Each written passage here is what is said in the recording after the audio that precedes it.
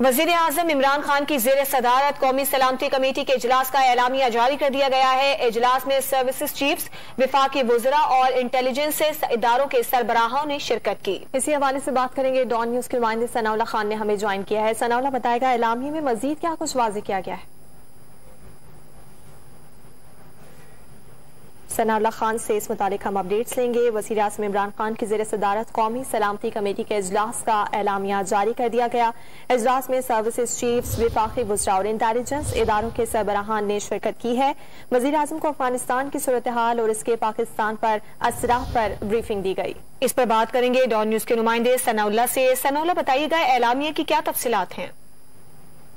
देखिए, एलामिया में तो बताया गया है कि वज़ीर आज़म की ज़ेर सदारत जो इजलास हुआ है, इसमें तीनों services chief, chairman joint chief of staff committee, DGISI general Faiz, उसके अलावा वफाकी वज़रा और कौमी सलामती के मशीर ने शिरकत की है। और अफगानिस्तान की जो मजमूई सूरत हाल है वो एजेंडा रहा है, 1 पॉइंट एजेंडा था, उसी पर बातचीत की गई है।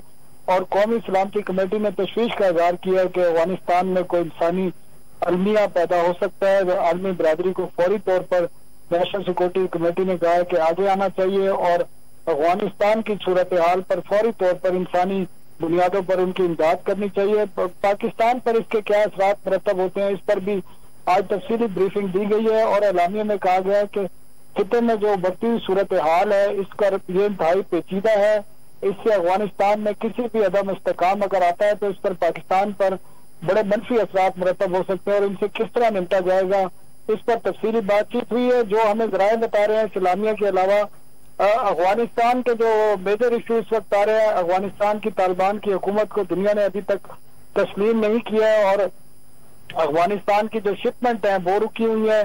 कोई शिपमेंट अफगानिस्तान की कबूल नहीं की जा रही है। अफगानिस्तान में खाने पीने की अशिया की किल्लत है, इसके अलावा पेट्रोलियम प्रोडक्ट है और दीगर अद्वियात और दीगर अशिया के हवाले से काफी कंसर्न है। अफगानिस्तान के जो रिजर्व है, खासकर $9.6 बिलियन जो अमरीकी बैंकों में उनको मुंजमद किया गया है।